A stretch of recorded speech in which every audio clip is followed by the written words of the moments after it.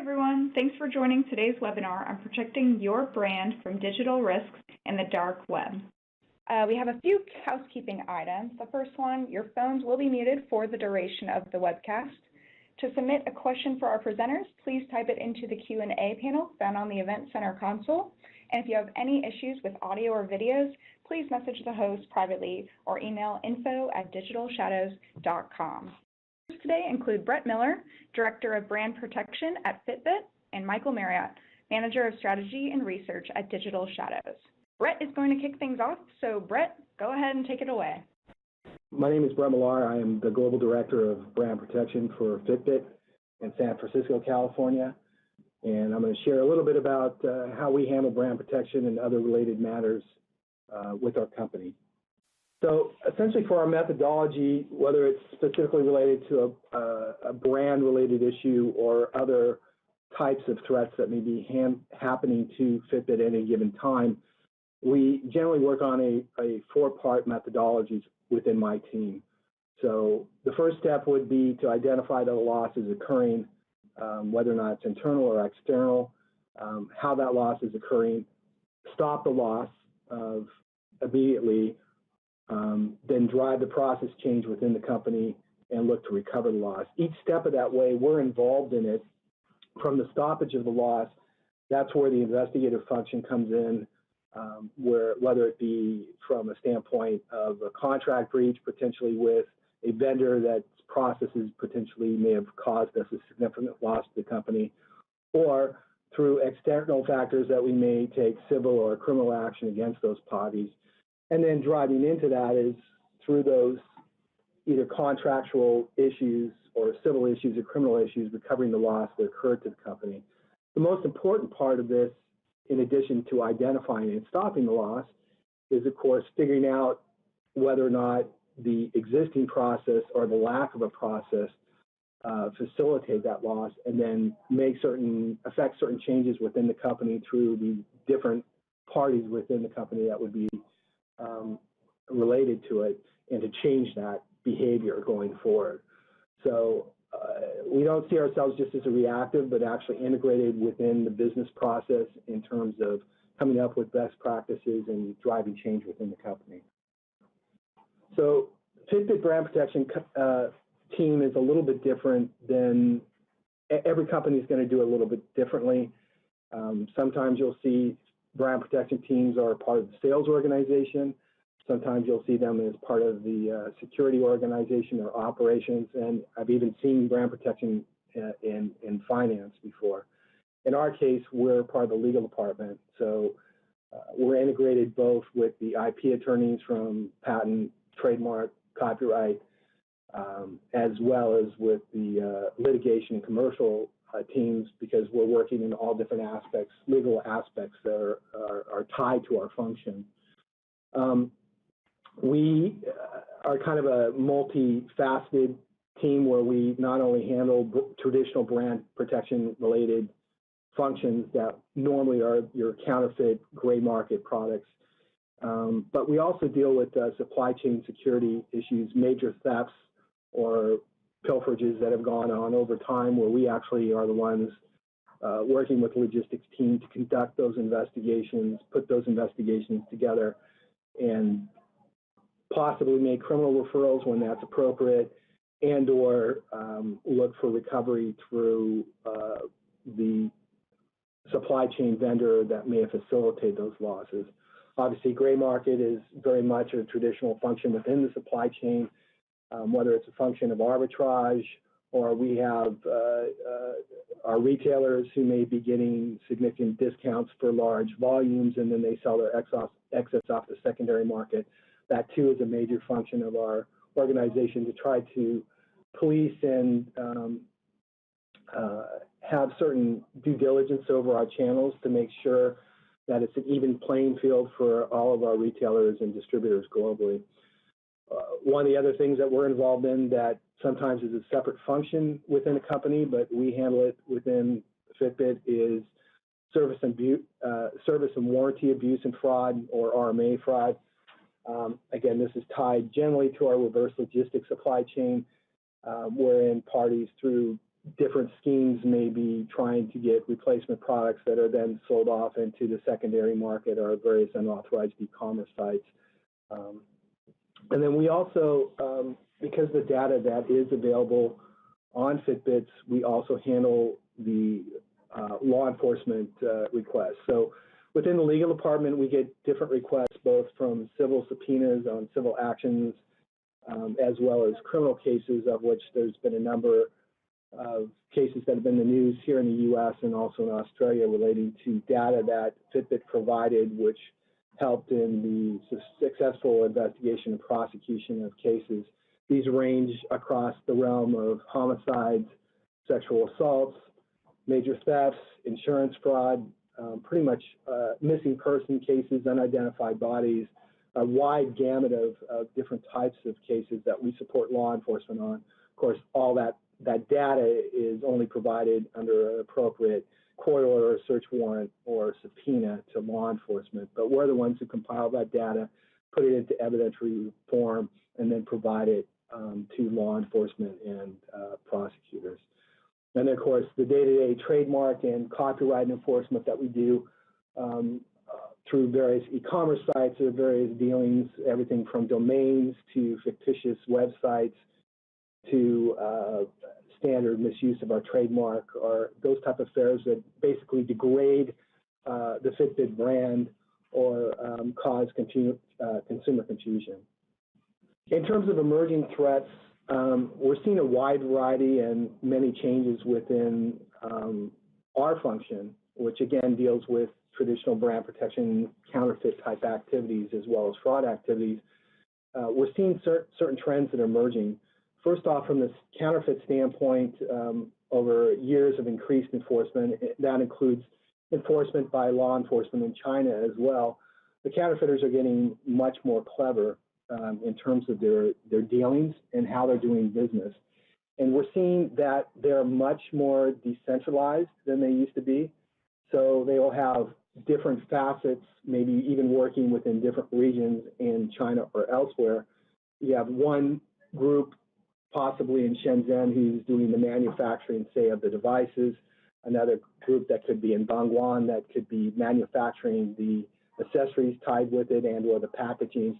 And then you could have another entity in another province that could be manufacturing or working on the software hacks to integrate into our system.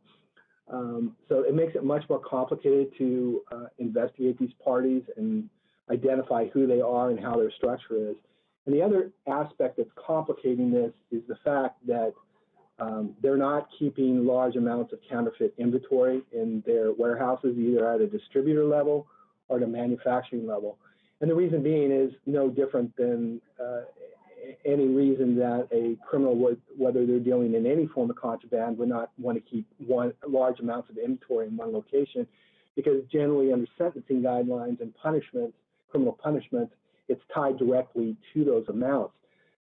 Recent counterfeit case that we had that came to culmination in early 2017, we were able to convince the PSB in China to take a more novel approach and something that had not been done in China previously, wherein they determined the prosecutorial guideline amounts based on the e-commerce sales by the distributors tied back to the manufacturer versus simply the inventory on there. And that was very easy for them to do through issuing a search warrant to Alibaba, Taobao, and 1688, where these counterfeit products were being sold. Therein, the PSB and the prosecutor's office aggregated that amount to charge the subjects that were responsible for this counterfeit activity, and of course increase the amount of potential penalties against them. So that's something to think about as you're kind of developing anti-counterfeit strategies, particularly if you're looking to do direct enforcement with China, which is going to have the greatest effect. The other emerging threat that we're seeing is certainly from the realm of e-commerce and cybercrime related type of problems. Our products, similar to many electronic products and accounts, are tied directly to users' email addresses and unique passwords. Unfortunately, many people use the same email address and, of course, the same password for multiple different accounts across there. Though Fitbit has not detected any direct customer data breaches to us, we're sometimes affected by larger data breaches that have occurred, for example, Yahoo, LinkedIn, wherein the bad guys, the cyber criminals, get a hold of these accounts and then do account stuffing to see if they will work. Those email accounts and passwords will work to link them into Fitbit accounts. And then that information is aggregated as well as certain fraud schemes and sold off to parties on the dark web, which then facilitate fraud.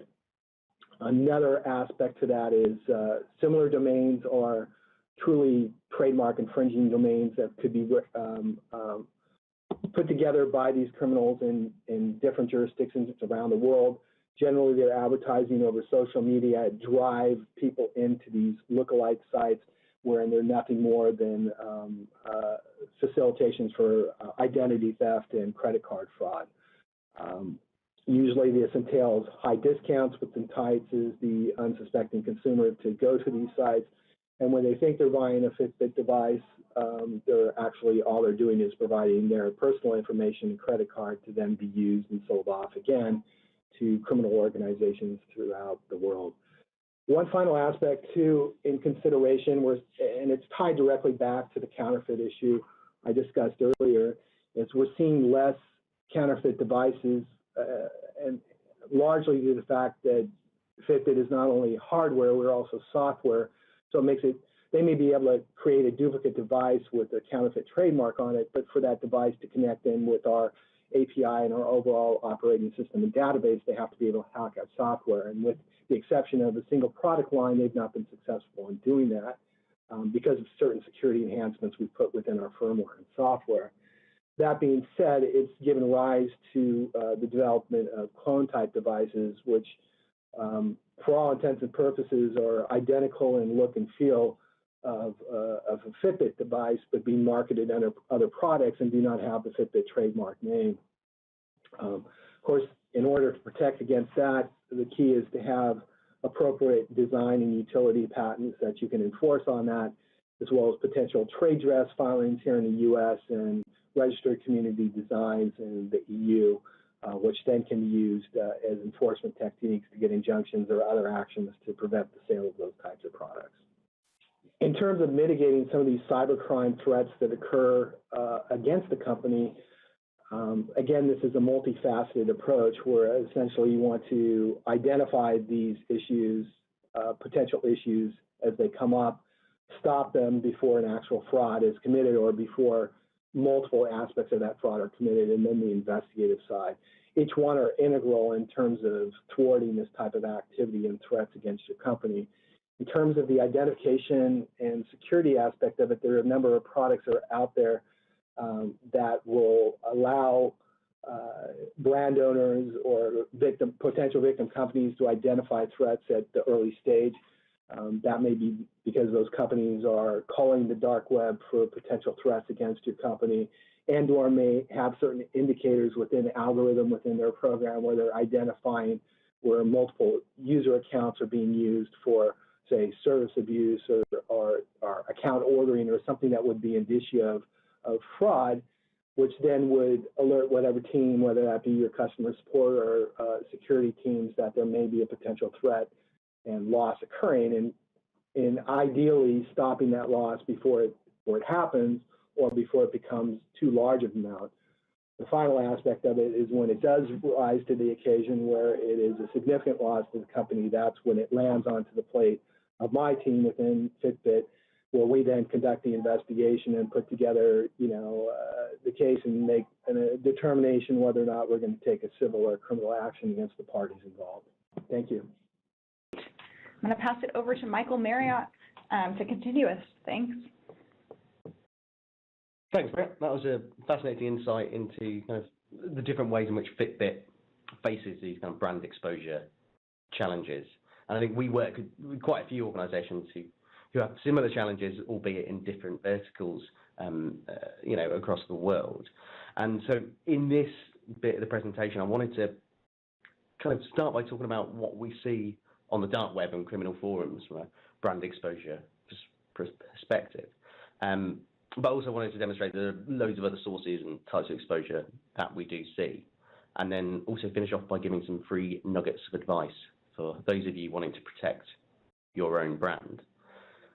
So if we start with the dark web itself, the dark web refers to sites that are not indexed by traditional search engines and are accessible through specific pieces of software, such as most famously, I guess, it'd be the Tor network. And though there are plenty of criminal sites and marketplaces here that we'll go on to, and I think brand managers should be concerned by those and pay attention to them, there are also loads of other criminal forums and marketplaces that exist on the clear web as well. So I want to give those their fair shout out as well. And the first area of these is got to be account takeover. Many sites and organizations will have an online presence or purely online, and they'll have a login area for their customers as well. And within these customer accounts, there may be funds or sensitive information, both of which are very interesting and potentially lucrative from the perspective of threat actors.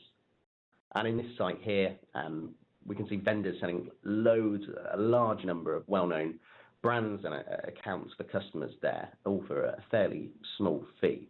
I think on this site alone, which is just one clear web marketplace, there's over 200 brands of accounts that you can choose from. So yeah, I think organizations should consider looking whether they're being listed on here. In terms of how criminals obtain these account details, there's a variety of different ways. I think there are two key ways that organizations should be looking at. The first of these would be phishing campaigns, and this can be done through setting up a spoof domain that looks really similar to a brand's, both through the site content, which we'll come on to later, but also the domain name. It's really super common for our clients to see domains registered that look really, really similar to theirs through techniques like typo squatting, in which certain characters will be replaced and swapped out to fool unsuspecting consumers. The second way that I want to talk about now is pretty rife across a bunch of criminal forums, is credential stuffing. And that's credential stuffing is an approach where criminals use existing third-party breach data alongside also just common password lists. And they try thousands, sometimes millions of different credential and username combinations until they get hits. When they then get those hits, they can either log on to the accounts themselves and commit fraud, or they can just resell the accounts on. And that's kind of what we saw with the previous slide there. There are a bunch of different tools that are freely available online to do this. The most common three would be Account Hitman, Vertex, and Sentry MBA. And you can see a screenshot of the tool Sentry MBA on the right-hand side there. And that's where all of these breach data and usernames and passwords be loaded in, and then it needs a configuration file as well, which is then targeted against that specific victim's website. The configuration file will have things like key attributes of the site itself, where the login panel is, so in order to increase the likelihood of being able to successfully find matches. And unsurprisingly, you can see on the left-hand side, there's actually a pretty decent market for these configuration files as well. So people are developing the configuration files, they're sharing them online to kind of build credibility within the community. And these configuration files, if organizations were to look for them and see a configuration for their own brand there, that's a pretty good indication that you may be facing some credential stuffing attempts in the near future. And with that information, you can start to make better decisions about what sort of policies or technology you can have in place for that. So this is one of the things that we'll come on to in the later slides about remediation of these risks.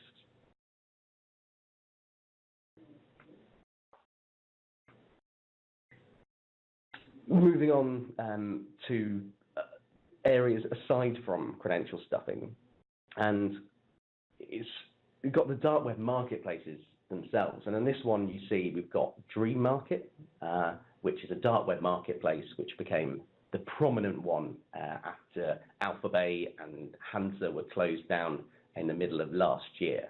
And this one even has a specific category for counterfeit goods themselves. And if you go on, you can see on the next slide, there's a host of different items for sale, from earrings to watches. Watches are a big favorite among counterfeit goods online, but also clothing and a whole range of goods as well. It's not just Dream Market either. Another dark web marketplace is Tochka, and in this one you see counterfeit watches. But this is a bit different. This is a scheme that they're offering for people that want to make a bit extra money, claiming to be able to raise and make up to $10,000 a month through selling these counterfeit watches. And the vendor that's selling them is actually saying that they're making the counterfeits themselves, and they'll give you these counterfeits at a really low price, and then also tell you how you can set up your own eBay shop, and you can make lots of money from that. And I think this is a nice intersection between, although you've got the dark web stuff where maybe stuff begins, people need to have a wider distribution and marketing of these counterfeit goods as possible. So they'll turn to these e-commerce platforms like eBay and Amazon. And I think eBay and Amazon are pretty aware that this is happening. So they're trying to weed out the ones that don't have very good reviews. And so the latest evolution we've seen is sites like this one, which is buyamzreviews.com, which are offering fake reviews as a service. So you've got the people selling the counterfeit goods, telling you how to set up a shop, and you've also got services which are offering to pump up your reputation, and you can pay for that now. So it's becoming a real challenge to understand exactly what's a legitimate good and what isn't. In fact, on the topic of kind of fake news and disinformation, separate from counterfeit goods, that's actually a thing we see with our clients.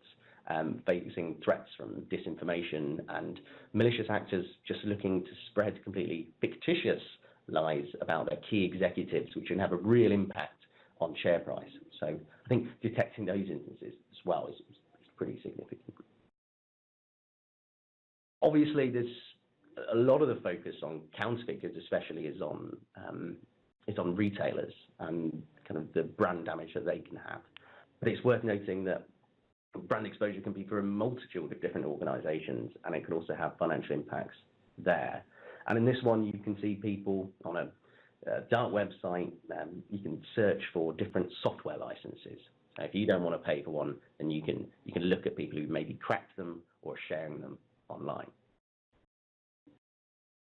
So that's the dark web, but there is so much more. And if you want to get a view of what your brand exposure is like online, dark web is really fascinating. You can see how the criminals are working. But if you want to actually do stuff about protecting your brand, there's a bunch of other places that you should be considering online. Here's some sources that you should consider if you're looking beyond the dark web. Social media especially is an absolute goldmine, and the amount of scams and areas of brand exposure that exist on there is pretty significant. You should also consider who is information. For people that are registering these domains, you need to be finding out who's doing it and find out when a domain is registered as soon as you can. Mobile application stores, people that have apps, but also those that do not, as well as a bunch of different forums that exist online. So those are the sources that people should be looking at. But how about the actual risks or threats that they're facing? YouTube is fascinatingly actually a quite interesting source of information for organizations. You see a lot of actors, again, trying to increase their credibility, and they'll share a video of their scam page that they developed. You've got, as I mentioned before, the people creating spoofed domains in which you can host and trick consumers. Then you've also got the scam pages, which make the content look really convincing. And people are developing these and sharing these pretty openly. And here you see a bunch of different YouTube videos of scam pages that are set up. Some of them are really sophisticated. So they're kind of getting your username and password, but also redirecting to the original page after you filled in those details. And believe it or not, in the comments after these videos, they're providing a file sharing link where you can go and download your own and do your own. So monitoring YouTube, if you're mentioned and you've got scam pages for your particular brand, that can be a really good way of understanding how people are phishing your site and perhaps how you can make it harder for the attackers as well. Mobile application stores, people may be thinking, well, I haven't got a mobile app, so I don't need to really worry about that. And we've seen so many times that actually apps get created for people, for organisations, which then can imitate their brand and actually cause quite a bit of damage. Here I've just done a little search on Google Play. Obviously there's the Apple Store as well, tends to be a bit better policed than Google Play. And if you just type in Bitcoin, then you've got a host of different apps that claim to do mining or kind of investment advice that are actually pretty malicious, a lot of them are, and will steal your credentials or even worse. So like just even monitoring for your brand on Google Play is a great start for that, and then you can start to move out into third-party stores as well. Turning over to social media, which is probably the meatiest of all of the sources, and I think the first area of this is really significant, is intellectual property. And how many times have we seen sensitive products that have been leaked online, maybe maliciously through people who wanted to expose them, or just inadvertently through employees that have just found something cool in a warehouse that they want to share a picture of. And this happens with a bunch of different sectors, and it can be a really damaging for the brand itself. So the magnificent thing about social media, though, is although you've got this exposure, you've also got an opportunity to detect this quite early on, and you get them taken down and help to just nip it in the bud as soon as possible. So social media and intellectual property is the first one. And then you've got coupon fraud. Most common on Facebook. You've got tying in with these spoof domains that are created. You can then share a link to a seemingly really, really lucrative deal and coupon that you can download. All it needs is you to perhaps click on the link and enter in your details, and then they'll give you that 85% off. Unsurprisingly, a lot of these are scams, and you want to be detecting these on Facebook so your customers aren't being defrauded, because funnily enough, the customers are probably going to blame your brand for that, even though it's essentially not your fault.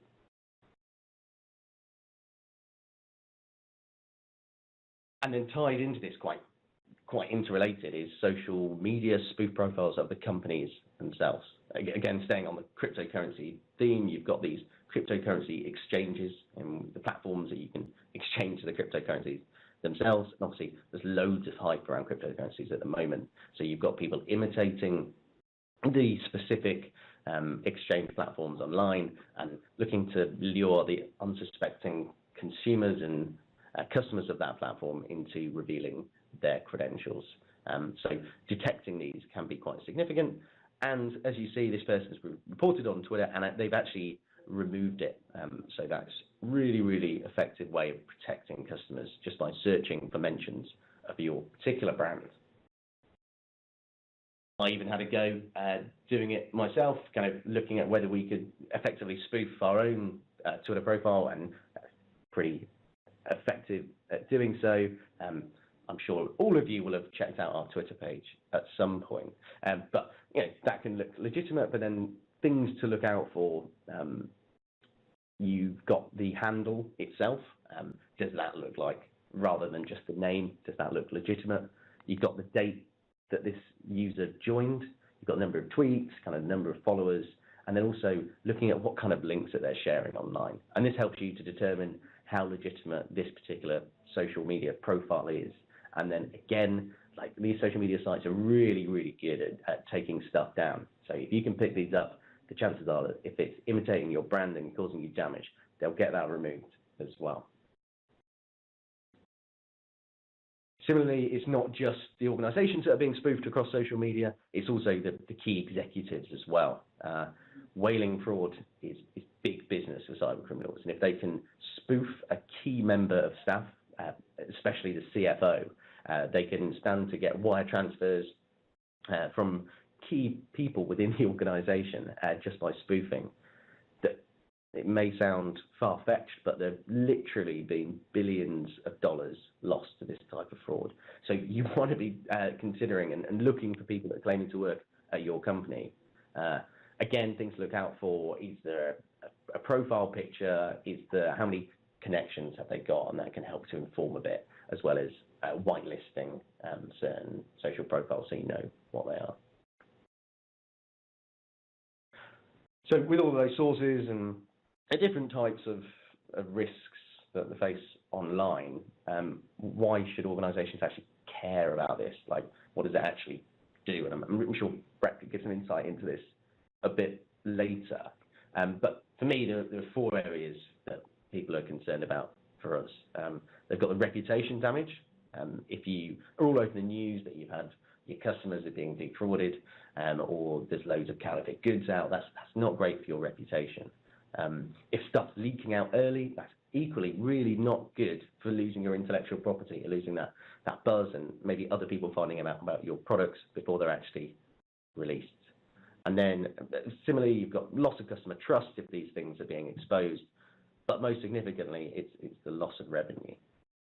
If you're having to refund customers for fraudulent activities, that is a huge expense, and that kind of ties into the return on investment. If you can be turning in and identifying these types of sites, then you can help to recoup some of these losses.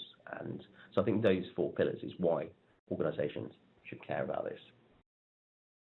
And then finally, I just want to give people something that they can go away, and 4 things that they can actually do for free. So tools that they can use to help identify these types of risks across these different sources. Obviously, so many of these risks, there's this intersection between the marketing or brand teams and the security teams as well. And this is actually the biggest challenge that the customers that we work with are faced with. So things like the exposure to sexual property or counterfeit goods, spoof domains, mobile apps, social media profiles, and kind of oversharing on social media. Those all have huge security implications as well. So although I will go on to the tools that you can use, so much of the good that can happen comes from the processes within the organization and sorting out, right, if we get a type of squatted or phishing site, what do we do with this? Who does this go to? And having kind of a playbook so you know exactly what to do, and having that, almost very frequently, you've got this friction between marketing and security. But if having this brand protection is a real opportunity to combine the 2 of them and actually have a really compelling way of making security and data protection a company-wide concern rather than just a security or brand thing as well. So without further ado, what can you do about it? Depends who is doing this, as I mentioned before, but identifying spoof domains. There's freely available scripts that can identify permutations of your domains, hopefully before your attacker can as well. So there's DNS Twist, which is on GitHub here, and you can run that script yourself, put in your domain, and look for all the different permutations of it, and then monitor to see whether they're coming live, whether they're being registered, and then as that happens, perhaps you could look at taking them down before it gets to the stage where there's actually a scam page, as we saw hosted on that particular domain. If you want to be looking on these criminal sites, and particularly on the dark web, you've got services such as Onion Scan, which can be a nice experimental way of looking at whether your brand is being mentioned across criminal sites. So I think really consider having a look across dark websites. I did caveat it at the beginning about, there's loads of stuff on the open and clear web as well, but you shouldn't be ignoring the dark web. From the dark web to simply Google, you should really be utilizing Google alerts as well. If we think back to the configuration files that were being shared across the cracking forums I saw earlier on in the presentation, if you can be configuring Google alerts, which is actually a really powerful tool to look for mentions of your brand alongside perhaps the names of credential stuffing tools. If you can be picking up, as soon as these things are mentioned, you can get that forewarning that perhaps you're going to have a credential stuffing attempt against you. And there are actually things in place that you can get an idea of how to protect yourself. So maybe you should consider multi-factor authentication. Obviously, that's easier said than done. But you can also look at informing your customers, raising awareness of that issue, so on and so forth. And then being even more advanced than Google Alerts, but equally as free, you've got open source crawlers and scraping software, such as Scrapey, that you can see there. And you can really get to grips with this fairly easily and see where you're being mentioned online alongside these keywords that you know you're suffering from and you're making a loss from. So I think these are 4 things that any organization can take away and help to protect their brand a little bit. So with that, any questions? Over to Anna. Yeah, thanks, Brett and Mike. This has been great. We have a few questions that have been coming in. Just FYI to all attendees, we will answer any questions that we don't get to today offline. So the first question is going to be for Brett. Brett, what are your views on the recent Strava news? So from a standpoint of Fitbit directly, we suffer from brand identification as well as misidentification. Not dissimilar to Coke being identified with a number of soft drink products, which are not Coca-Cola.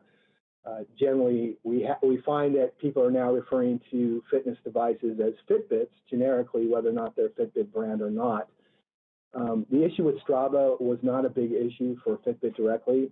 It's a third-party app that we don't have any direct affiliation with. However, people, our users, our customers may choose to use Strava to track their exercise, or they may not. And it's not just inherent to fitness tracking or smart devices. This is also, the application can be used directly on someone's cell phone to get some type of recordation of their exercise activity. Most Fitbit users are quite happy with our UX and UI and different exercise applications. So we have a very small amount of Fitbit brand users that are using the Strava app. However, they can either activate that app or not activate that app. And of course, we provided warnings to those customers who were using the Strava app in terms of potential risk to their data that were provided out there. But within Fitbit itself, our data is quite secure. In fact, we do not sell or use users' data and provide it to any realm whatsoever. So the security risk really for us is minimal. We just happen to get some bad PR because people associate all fitness devices as Fitbits versus the Fitbit brand versus our competitors. All right, the next question I have is again for you, Brett. The question is, how do I get a return on investment? So that's always a very critical question for anybody within brand protection. And generally, I break it down into 3 components. The first of which, and I think the most important, is direct revenue return. And generally, your direct revenue return is going to be associated with settlements or judgment amounts or restitution amounts in criminal matters that come as a result of your investigations or legal actions that drive revenue directly back into the company. That's very easy to quantify. And you can say, we identified this problem, we stopped this loss, and then we recovered this amount of money, right? The other aspect we look at is tied directly to that, which is identifying the loss amount that we stopped. Again, from that original slide I provided. First thing is identify and stop it and drive the process change. So if over a period of 18 months, you documented a certain activity was occurring that caused the company, say, $14 million in losses, and then you resolve that issue, then that's another quantifiable metric that you can provide the company in terms of your value. The other aspect, which really is unique to brand protection, is the indirect revenue, which is harder to quantify. So the brand protection as a function is trying to drive sales revenues through our legitimate channels and away from counterfeit, third-party and unauthorized third-party and gray market activity.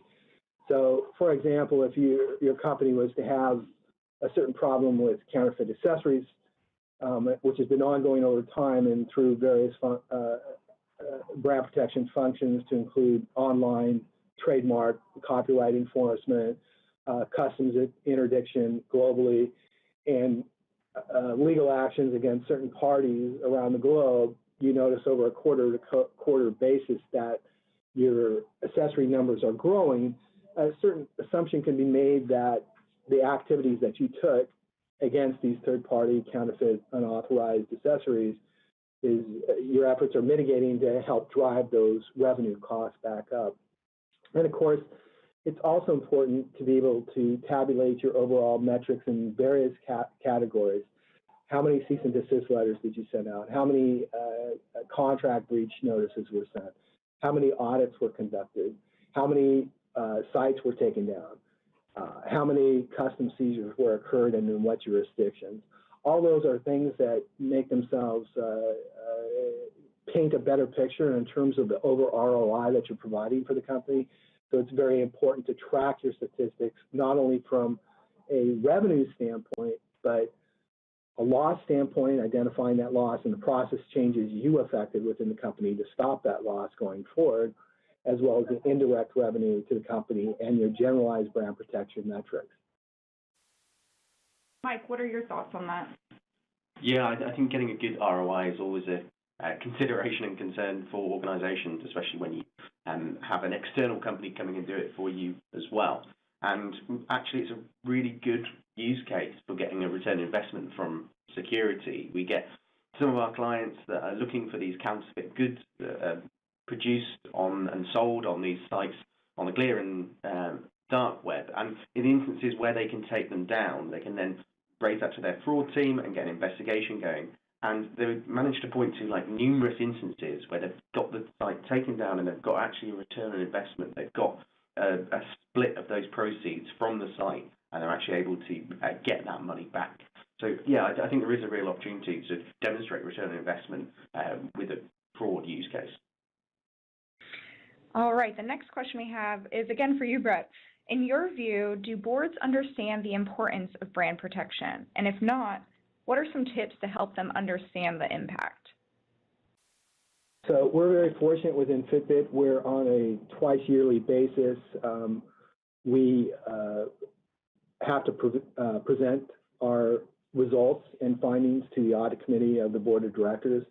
So for us, they definitely get what we're doing. And again, through what I just explained in the previous question in terms of identifying loss, quantifying it, stopping that loss, driving process changes, and then through direct and indirect recoveries, we're able to paint them a picture on the direct economic impact that our activities are having on the company. We also participate with our internal audit team and CFO on a loss assessment on an annual basis, which is also presented to the audit committee of the board of directors. So any activity that we're directly involved in, that we're identifying certain threats against the company and what action is being taken to resolve those, are incorporated into that risk assessment, which again is presented to the audit committee as well. So it's important to make sure that whatever executive sponsorship you're under, whether it be in the legal department, the sales department, finance, that they understand that you're dealing with significant issues that can have an impact directly on the economic bottom line of the company. And to have an opportunity to present that, I think the most appropriate venue would be through the audit committee. The next question we have is, how do you prioritize your threat response? Brett, what are your thoughts? So, I guess it's going to depend on how companies are structured and how they handle it. Again, our brand protection team is unusual from the standpoint that we handle multiple different facets of it. But to kind of put it into how it's structured here within Fitbit, our security team is responsible primarily for our cybersecurity and software security and determining what threats may occur. Related to that, our customer support team now has a fraud team that is also looking for potential fraud and stopping it at the source. Brand protection gets involved, as the legal team would get involved because we're part of the legal team, is when these threats raise themselves to a level where an actual overt act has happened or an overt acts have happened over time, which merit itself for some type of legal action against the parties. So a combination of security and customer support, which are identifying and trying to mitigate and stop these losses at the point of opportunity, wherein brand protection comes in to actually investigate and put together the legal action against those parties if an actual overt act has occurred. And again, that's going to depend on each company is going to do things a little differently in terms of how they structure their investigation and security approaches, but that's certainly how we do it here at Fitbit. Thanks, Brett. Mike, what are your thoughts on this question? Yeah, from our kind of client perspective, I think it comes down to two aspects. So firstly, you've got having the right process in place, and the security and the brand team knowing which threats that they can deal with separately. So like, is typo squatting the preserve of security or brand? So once they've got that under control and they know which processes to use, it helps them to respond a lot quicker. And then the other aspect, the second aspect, would be context. So we try and provide our clients with as much context around that particular risk as possible, so that when they've trying to respond to the incident, they've got all of that context already there. And when they've got already this constraint on time and resources, they find that context to be really, really valuable. All right, so the next question is for you, Mike. Is it always going to be a case of responding quickly rather than a more proactive response?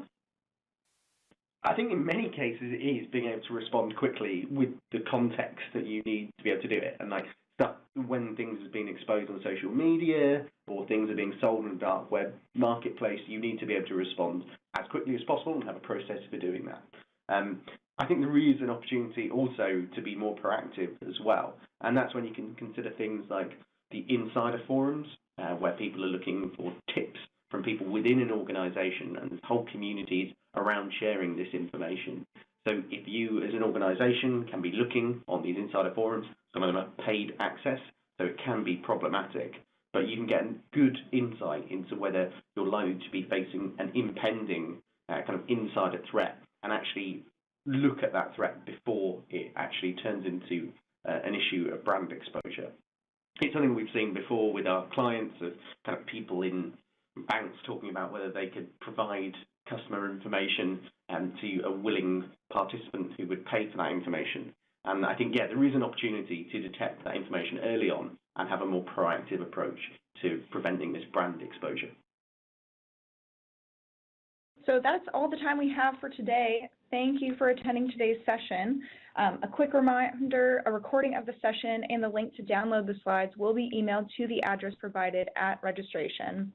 If you'd like to see how Digital Shadows can help you protect your brand, email us or call us at the info listed here, or visit our website, www.digitalshadows.com. Mike and Brett, any last thoughts? No, just thanks to Brett for joining, and thanks everybody for listening in. Thank you for letting me spend some time with both. Thank you. Thanks again, everyone, for joining. Have a great rest of your day.